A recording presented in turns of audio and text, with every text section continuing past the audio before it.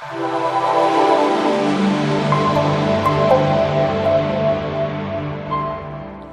23rd Kinnah that we say on Tisha B'Av describes this really remarkable story of Rabbi Shmuel Kohen Gadol's son and daughter who were each sold into slavery to two random Roman people. One buys his son, one buys his daughter, and each of them, the son's owner and the daughter's owner, starts bragging to the other one how magnificently, exquisitely beautiful and attractive each of the slave and female slave are.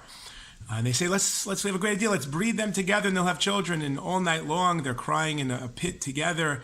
They wake up in the morning, they hug each other, and they each die. And that's the end of the Kinnah. And one may wonder, why is this a story that we recall on Tisha B'Av? What's the relevance of it? What's the point of it?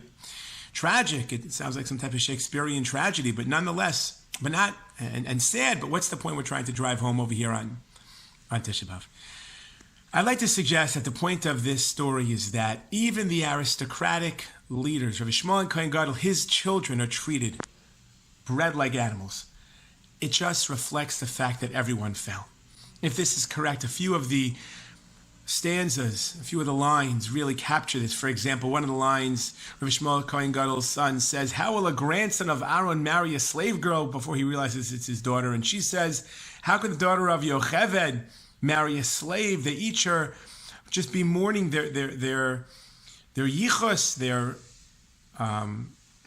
family, and how the highest form of aristocracy just literally falls apart. The Paitan describes Rabbi Shmuel Kohen Gadol's daughter to be dressed in scarlet wool, which at first glance could have been overlooked as an unnecessary detail, but I think the point is to reiterate and to reinforce exactly the theory we're dealing with. She's not a regular pauper. She still has her leftover scarlet wool clothing because she used to be a family full of royalty, full of pride, and it just reflects the fact that the entire nation, all the way up to the top, has just fallen and is suffering, and we're still commemorating that tragedy and the ramifications of it and the fallen status of Klal Yisrael till today.